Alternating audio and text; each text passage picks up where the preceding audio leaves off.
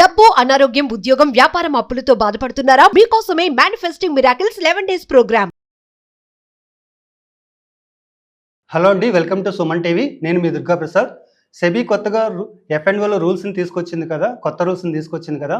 దీనివల్ల option బయర్స్కి benefit ఉంటుందా, option సెల్లర్స్కి benefit ఉంటుందా, ఏ విధమైన ఇంపాక్ట్ ఉంటుంది సెబీ కొత్త రూల్స్ వల్ల? అలాగే రిటైలర్స్ని సేవ్ చేయడానికి కోసం సెబీ ఈ కొత్త రూల్స్ని తీసుకొచ్చింది కదా. దానివల్ల రిటైలర్స్కి లాసెస్ ఏమైనా తగ్గుతాయా, సేవ్ అవుతారా అని అందరూ అనుకుంటున్నాం కదా. దాని గురించి పాయింట్ టు పాయింట్ చూద్దాం. ఓకే, ఇప్పుడు రిటైలర్స్ సేవ్ అవుతారా లేదా కొత్త రూల్స్ వల్ల అంటే, లాభపడతారా అంటే కాదండి, ఇంకా నష్టానికి గురయ్యే ఛాన్స్ ఎక్కువ ఉంది రిటైలర్స్. అలాగే ఆప్షన్ బయ్యర్స్కి ప్రాఫిట్ ఉంటుందా అంటే బెనిఫిట్ ఉంటుందా, ఆప్షన్ సెల్లర్స్కి బెనిఫిట్ ఉంటుందా అంటే ఇద్దరికి లాసే ఉంటుంది. అంటే కొత్త రూల్స్ వల్ల ఆప్షన్ బయ్యర్స్ కొంత లాస్ అవుతారు, అలాగే ఆప్షన్ సెల్లర్స్ కూడా కొంత డిసడ్వాంటేజ్ ఉంది. ఫస్ట్ మనం ఆప్షన్ సెల్లర్స్ నుండి చూస్తే, కొత్తగా తీసుకొచ్చింది ఏంటి కొత్త రూల్స్? వీక్లీ ఆప్షన్స్ని అబాలిష్ చేశారు, అలాగే లాట్ సైజ్ని ఇంక్రీజ్ చేశారు. నిఫ్టీ అయితే 25 నుండి 75కి, బ్యాంక్ నిఫ్టీ అయితే 15 into 30 లాట్స్, అంటే 5 lakhs to 10 lakhs ఉండేది 15 lakhs to 20 lakhs తీసుకొచ్చారు. అలాగే కొత్తగా ఏం తీసుకొచ్చారంటే ఈఎల్ఎం మార్జిన్ తీసుకొచ్చారు, అంటే ఎక్స్ట్రీమ్ లాస్ మార్జిన్. అది ఎప్పుడు ఇంప్లిమెంట్ అవుతుందంటే ఎక్స్పైరీ రోజున, అంటే నిఫ్టీ అయినా సెన్సెక్స్ అయినా ఏ రోజైతే ఎక్స్పైరీ అవుతుందో వీక్లీ, ఆ రోజు ఎడిషనల్గా ఈఎల్ఎం వర్తిస్తుంది. అంటే 2% ఎడిషనల్ మార్జిన్ మనం పే చేయాలి ఆప్షన్ సెల్లర్. అంటే లాట్ సైజ్ 75 తీసుకుంటే, అంటే ఇంకా ఇంక్రీజ్ చేయలేదు, ఇప్పుడు ఇంక్రీజ్ చేసింది, ఇంకా ఇంప్లిమెంట్ అవ్వలేదు, జాన్లో ఇంప్లిమెంట్ అవుతుంది కదా. లాట్ సైజ్ ఇంప్లిమెంట్ అయిన తర్వాత 75కి టోటల్ ఎంత ఎఫెక్ట్ పడుతుంది ఈ ఆప్షన్ సెల్లర్స్కి ఈఎల్ఎం అంటే 2% ఆఫ్ టోటల్ కాంట్రాక్ట్ వాల్యూ. అంటే ప్రజెంట్ 24,600 ఉంది కదా నిఫ్టీ, ఇంటూ 75 అంటే 18 lakhs అనుకుంటే 36 to 38,000 అరౌండ్ మనం ఎక్కువ మార్జిన్ పే చేయాలి. అంటే మీరు హెడ్జ్ చేసినా, హెడ్జ్ చేయకుండా నేకెడ్గా చేసినా, ఎక్సెస్ 75 లాట్ సైజ్ ఇంక్రీజ్ అయిన తర్వాత 36,000 ఎక్కువ మార్జిన్ పే చేయాలి. ఆబ్వియస్లీ మనం ఎక్కువ మార్జిన్ పే చేస్తాం కాబట్టి ప్రాఫిట్లో ఏం తేడా రాదు కదా, అంతకుముందు ఎంత వస్తుందో అంతే వస్తుంది. కానీ ఇన్వెస్ట్మెంట్ అనేది ఆటోమేటిక్గా ఎక్స్పైరీ రోజున పెరిగిపోతుంది. అంటే దానివల్ల మనకి ప్రాఫిట్ వచ్చిన పర్సంటేజ్ అయితే తగ్గుతుంది. అలాగే మీరు ఒక 4 days ముందే ఆప్షన్ సెల్ చేశారు, ఇది ఇంప్లిమెంట్ అవుతుందా, వాళ్ళకు కూడా వర్తిస్తుందంటే మీరు ఏ రోజు చేసినా కానీ ఆటోమేటిక్గా ఎక్స్పైరీ రోజు ఈఎల్ఎం మార్జిన్ ఇంప్లిమెంట్ అవుతుంది. అంటే ముందు రోజు చేసామంటే మనం జాగ్రత్తగా చూసుకోవాలి. మన దగ్గర ఒక 6-7 లాట్స్ ఉన్నాయి అనుకోండి, ఆటోమేటిక్గా అది 1,80,000 2 lakhs వరకు మార్జిన్ పెరిగిపోతూ ఉంటుంది. అంటే మనం మార్జిన్ పెరిగి దాన్ని బ్యాలెన్స్ చేసుకోలేదు, మనం చివరి రోజు రెడ్యూస్ చేసుకోలేదు ముందు రోజు అనుకుంటే, మళ్ళీ మార్జిన్ షార్ట్ ఫాల్ వచ్చేస్తుంది. మార్జిన్ షార్ట్ ఫాల్ వస్తుంది 950, 955 లోపల దాన్ని పొజిషన్ తగ్గించాలి. మనకి ఫేవర్గా ఉంటే ఈజీగా తగ్గించుకోగలుగుతాం. అంటే ఏమైనా సెల్ చేసింది బాగా మెల్ట్ అయిపోయిందంటే తగ్గించుకోగలుగుతాం. ఆపోజిట్గా మూవ్ అయింది అనుకోండి, ప్రజెంట్ ప్రీమియమ్స్ అనేవి చాలా ఎక్కువ ఉన్నాయి కదా, అంటే ఆప్షన్ మీరు కాల్ సెల్ చేసినా, పుట్ సెల్ చేసినా మీకు ఎగ్జిట్ అనేది చివరి వరకు వెయిట్ చేస్తే కానీ పెద్దగా మెల్ట్ అవ్వట్లేదు.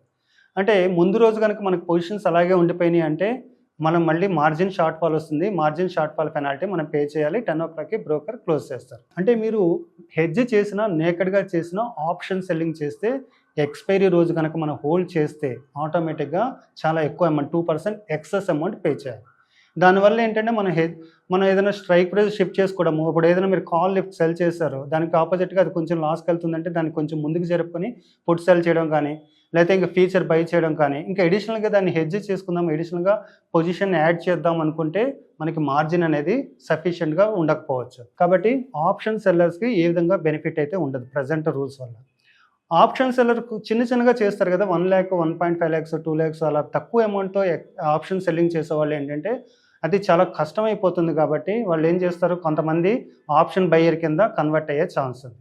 ఓకే, ఆప్షన్ బయర్స్కి మరి అంతకుముందుకి ఇప్పటికి ఏం తేడా లేదు కదా. ఆప్షన్ బయర్ అంటే ప్రీమియం పే చేస్తారు, ఎందుకంటే మ్యాక్స్ రిస్క్ అనేది మ్యాక్సిమం ఎంతైతే మనం ఆప్షన్ బై చేసామో, ప్రీమియం ఎంత పే చేసామో దానివల్ల అంతే మ్యాక్స్ రిస్క్. కాబట్టి మరి వాళ్ళకైతే మార్జిన్ చేంజ్ చేయడం కుదరదు. మరి వాళ్ళకి బెనిఫిట్ ఏమైనా అవుతుందా? అంతకుముందుతో వాళ్ళకైతే ఈ ఇంపాక్ట్ అవ్వట్లేదు కదా. అంటే ఎప్పుడైతే ఆప్షన్ బయర్స్ పెరిగిపోతారో, వాల్యూమ్ పెరిగిపోతుంది, అంటే ఆప్షన్ సెల్లర్స్ కూడా కొంతమంది ఆప్షన్ బయర్ కింద కన్వర్ట్ అవుతారు కదా, దానివల్ల ఎప్పుడైతే ఆప్షన్ బయర్స్ పెరిగిపోతారో ఆటోమేటిక్గా ప్రీమియమ్స్ అనేవి పెరుగుతాయి. అంటే ఆప్షన్ బయర్స్ ఎక్కువ ప్రీమియం పే చేయాల్సి వస్తూ ఉంటుంది. అలాగే లాట్ సైజ్ ఎక్కువ ఉంటుంది కాబట్టి, అంతకుముందు మనం ఏటీఎం చేసేవాళ్ళు అనుకోండి ఆ అమౌంట్తో, ఇప్పుడు అది ఏటీఎం రాదు, ఎందుకంటే లాట్ సైజ్ పెరిగిపోద్ది. కాబట్టి వాళ్ళు ఏం చేస్తారు, ఓటీఎం ఆప్షన్ని బై చేస్తారు. అంటే వాళ్ళకున్న అమౌంట్ ఏటీఎం ఆప్షన్, ఇప్పటివరకు లాట్ సైజ్ 25 ఉంది నిఫ్టీ, అలాగే బ్యాంక్ నిఫ్టీ 30 ఉంది. ఇప్పుడు లాట్ సైజ్ 75 అయిపోయింది కాబట్టి ఒక 100 కొనాలి అనుకుంటే 7,500 పే చేయాలి. అంతకుముందు 1,500తో వచ్చేస్తుంది, 2,500తో వచ్చేస్తుంది.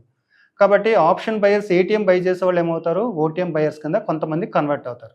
అంటే ఆప్షన్ సెల్లర్స్ ఏమో కొంతమంది, అందరూ కాదు, సఫిషియంట్ హ్యూజ్ ఫండ్స్ లేకుండా సఫిషియంట్ కొద్దిగా అమౌంట్తో చేసేవాళ్ళు ఆప్షన్ సెల్లర్స్ ఏమో ఆప్షన్ బయర్స్ అవుతారు. ఏటీఎం బై చేసేవాళ్ళు ఏమో ఓటీఎం బయర్స్ కింద మారుతారు. దానివల్ల ఏంటంటే ఓటీఎం బై చేసేవాళ్ళు రిస్క్ అనేది ఇంకా ఎక్కువ ఉంటుంది. అంటే జాక్పాట్ తగిలే ఛాన్స్ ఉంటుంది, అది నెగ్లిజిబుల్. ఓటీఎం దగ్గర దాకా రావడానికి మార్కెట్ ఎక్కువసార్లు రాదు కదా, మెల్ట్ అయిపోయే ఛాన్స్ ఉంటుంది. కాబట్టి ఆప్షన్ బయర్స్ కూడా లాస్ అవుతారు. అంటే ఆప్షన్ సెల్లరు, ఆప్షన్ బయర్స్ ఇద్దరు లాస్ అవుతారు. అసలు రీజన్ ఏంటి? సెబీ ఎంత పెట్టింది కదా, అసలు రీజన్ ఏంటి? ఇంకా ఏమైనా కొత్త రూల్స్ తీసుకొస్తే ఆప్షన్ అంటే F&O ప్లేయర్స్ సేఫ్ అవుతారా అంటే ఎన్ని కొత్త రూల్స్ తీసుకొచ్చినా సరే అవ్వదు. ఎందుకంటే అసలు ఎందుకు లాస్ అవుతున్నారంటే సెబీ రీసెంట్గా ఇచ్చిన డేటా ప్రకారం చూస్తే లాస్ట్ 3 ఫైనాన్షియల్ ఇయర్స్లో మొత్తం అందరూ కలిపి 1,80,000 crores లాస్ అయ్యారు. అంటే సెబీ రిపోర్ట్ అది, 1,80,000 crores లాస్ అయ్యారు. దీంట్లో మన ఛార్జెస్ రూపంలోనూ గవర్నమెంట్ ఛార్జెస్ ఉన్నాయి కదా, ఎస్టీటీ, టర్నోవర్ ట్యాక్స్. అంటే టర్నోవర్ ట్యాక్స్ అయితే ఎక్స్చేంజెస్కి వెళ్తుంది, ఎక్స్చేంజెస్ కూడా గవర్నమెంట్ బాడీసే కదా. అంటే ఛార్జెస్ అన్నీ చూస్తే మనకు దాంట్లో 1,20,000 crores ఓన్లీ ఛార్జెస్ అయ్యాయి. అంటే లాస్ట్ 3 yearsలో లాస్ అయిన అమౌంట్ 1,80,000 crores అయితే దాంట్లో ఛార్జెస్ రూపంలో, అంటే బ్రోకరేజ్ అయితే బ్రోకర్కి వెళ్తుంది, గవర్నమెంట్ ట్యాక్సెస్ ఎక్కువ ఉంటాయి కదా, STT, securities transaction tax, service tax and brokerage, service tax and turnover tax, ఇలా చాలా ఛార్జెస్ ఉన్నాయి. కాబట్టి అవన్నీ కలిపితే 1,20,000 crores అవుతుంది. కామన్గా మనం ఏమనుకుంటామంటే ఆప్షన్స్ అనేది ఫీచర్స్ అండ్ ఆప్షన్స్ అనేవి జీరో సమ్ గేమ్ అనుకుంటాం. అంటే ఒకరికి లాస్ అయితే ఇంకొకరికి ప్రాఫిట్ అవుతుంది, ఒకరి ప్రాఫిట్ ఉంటే ఇంకొకరికి లాస్ వస్తుంది. కానీ ఇక్కడ మనం చూసామంటే 1,80,000 crores 1,20,000 crores గవర్నమెంట్కి కానీ వీటికి కానీ వెళ్ళిపోతుంది. అంటే ఇది కూడా ఇప్పుడు లాస్ట్ ఈ ఏప్రిల్ తర్వాత మళ్ళీ ఎస్టీటీ అనేది ఇంక్రీజ్ చేస్తారు. ఇంతకు ముందు అయితే ఎస్టీటీ కంటే 1,000 rupees ఉంటే ఇప్పుడు ఎస్టీటీని 1,200 చేశారు. అంటే ఎస్టీటీ ట్యాక్సెస్ ఏదైతే ఉన్నాయో ఇప్పుడు అవి ఇంకా పెరిగినాయి. కాబట్టి వీటి పర్సంటేజ్ చూసారంటే నెక్స్ట్ ఇయర్ డేటా చూసామనుకోండి, ఇప్పుడు ఇంకా ఈ పర్సంటేజ్ ఇప్పుడు ఎంత ఉంది, 60% మనకి ట్యాక్సెస్ రూపంలోనూ ఈ ఛార్జెస్ రూపంలోనూ వెళ్ళిపోతున్నాయి. ఇప్పుడు అవి ఇంకా పెరుగుతాయి. అలాగే వీటిని దాటిన తర్వాత ప్రాఫిట్ వచ్చిన దాంట్లో కూడా మళ్ళీ ఈక్విటీస్ అయితే LTCG, long term capital 1 year దాటితే, లేదా 1 year లోపలైతే ఎస్టీసీజీ కట్టాలి. అలాగే ఫీచర్స్ అండ్ ఆప్షన్స్లో ప్రాఫిట్ వచ్చిన దాని మీద 30% ట్యాక్స్ కట్టాలి. అంటే డైరెక్ట్గా మన 60% ఛార్జెస్ వెళ్ళిపోతున్నాయి. తర్వాత వచ్చే ప్రాఫిట్లో కూడా మనకి విపరీతంగా, అంటే మళ్ళీ ఇన్కమ్ ట్యాక్స్ అనేది పే చేయాల్సి వస్తుంది. కాబట్టి 60-65% అనేది ఛార్జెస్ రూపంలోనే పోయే బిజినెస్. కాబట్టి F&O అనేది ఎక్కువ రిస్కీగా అయిపోయింది. స్పెక్యులేషన్ చేసో లేకపోతే ట్రేడ్ చేసో మనం అనుకున్న దానికి యాంటిసిపేషన్కి ఆపోజిట్గా వెళ్ళి లాస్ అయ్యేదానికంటే ఛార్జెస్ రూపంలో లాస్ అయ్యేది ఎక్కువ ఉంటుంది. సింపుల్గా మనం చూడాలంటే అన్ని కంట్రీస్లోనూ F&O ఉంది. ఇంకా మనకంటే ముందే ఇంప్లిమెంట్ చేశారు, ముందు నుండే F&O ఉంది. అలాగే చాలా కంట్రీస్లో చూసామంటే డైలీ ఎక్స్పైరీస్ ఉంటాయి, అంటే ప్రతిరోజు ఎక్స్పైరీ అవుతుంది. ఇప్పుడు ఏమిటి, ఇక్కడ ఇండియాలో వీక్లీ ఎక్స్పైరీ పెట్టిన తర్వాత స్పెక్యులేషన్ పెరిగిపోయింది, రిటైల్స్ లాస్ అవుతున్నారు అంటారు కదా. అక్కడైతే మనకి చూస్తే యూఎస్ కానీ వేరే వెస్ట్రన్ కంట్రీస్లో కానీ చూసామంటే డైలీ ఎక్స్పైరీస్ ఉన్నాయి. కానీ ఏ కంట్రీలోనూ మనకి రిటైలర్స్ లాస్ అయిపోతున్నారు, రిటైలర్స్ ఎంతెంత లాస్ అయిపోతున్నారో చాలా, అంటే 7% సక్సెస్ ఉన్న బిజినెస్ అలా ఎక్కడ ఉండదు. ఎందుకంటే అక్కడ జీరో సమ్ గేమ్, అంటే బ్రోకరేజ్ తీసేస్తారంటే అక్కడ మిగతాది అనేది చాలా, బ్రోకరేజ్ కూడా చాలా కాంపిటేటివ్గా ఉంటుంది కాబట్టి అది పెద్ద ఛార్జ్ కాదు. మిగతావన్నీ చూసామంటే గవర్నమెంట్ అనేది డైరెక్ట్గా ట్యాక్సెస్ ఏమి ఉండదు, ఓన్లీ ఇన్కమ్ ట్యాక్సే పే చేయాలి. కాబట్టి వేరే కంట్రీస్లో ఏంటంటే ఆ ప్రాబ్లం ఉండదు, అంటే రిటైలర్స్ హ్యూజ్గా లాస్ అవ్వడం ఉండదు. మనకేంటంటే ట్యాక్సెస్ అనేవి విపరీతంగా ఉండడం వల్ల, ట్రేడింగ్ కాస్ట్ ట్యాక్సెస్ హ్యూజ్గా ఉండడం వల్ల మనకి అంత ఎక్కువ అవుతుంది. ప్లస్ ఇంకా అవి పెంచుతూనే ఉన్నారు. 600 ఉండే ఎస్టీటీని 1000 చేశారు, 1000 ఉండే ఎస్టీటీని 1200 చేశారు. మోస్ట్లీ నెక్స్ట్ ఇయర్ బడ్జెట్లో 1500 చేస్తారని ఎక్స్పెక్టేషన్స్ ఉన్నాయి. దీనివల్ల ఏంటంటే మనం కామన్గా ట్రేడింగ్ చేసే వాళ్ళు ఏంటంటే ఓవర్ ట్రేడింగ్ చేస్తారు, అంటే కంటిన్యూస్గా ట్రేడింగ్ చేస్తూనే ఉంటారు. ఓవర్ ట్రేడింగ్ అనేది ట్యాక్సెస్ని ఛార్జెస్ని పక్కన పెట్టినా అది చాలా రిస్కీ. అంటే ఓవర్ ట్రేడింగ్ అనేది ఫస్ట్ ఎనిమి.